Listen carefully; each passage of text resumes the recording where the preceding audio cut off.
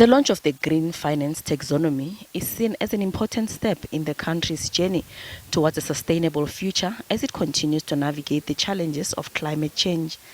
National Treasury says by providing clarity and certainty in selecting green investments, this policy paper aims to unlock large-scale capital for climate-friendly and green investments.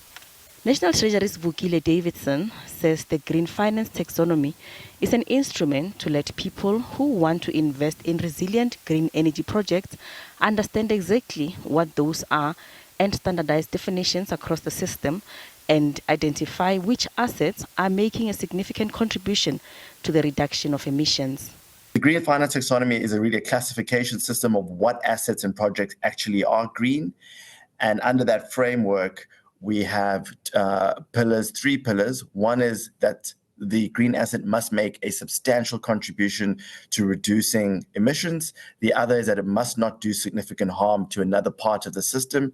And the last pillar is that it must meet minimum social safeguards. So that no workers were, for instance, exploited, and that normal labor and human rights requirements are met in the development of that project.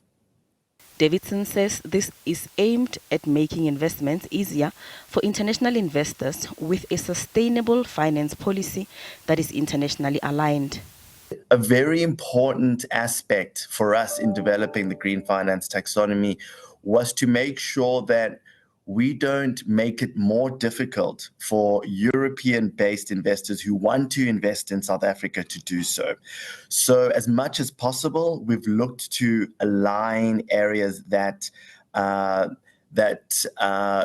ensure that we don't introduce unnecessary frictions. We haven't only done that in relation to the EU taxonomy. This paper explores the areas where reducing frictions with other countries' taxonomies would be most useful, and that includes countries in Asia, the UK, Mexico, Indonesia, etc. So what we really want to do is to make sure that wherever investors are located around the world that want to invest in South Africa, that have an obligation to do so in a way that must be consistent with their country's taxonomies, can do so without incurring additional reporting obligations in South Africa that may disincentivize them from making those investments in the first place. So it's really about making it simpler to invest domestically in South Africa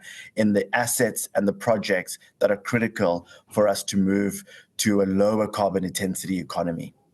The National Treasury says the policy paper is designed to adopt a standardized reporting framework to integrate and strengthen due diligence processes.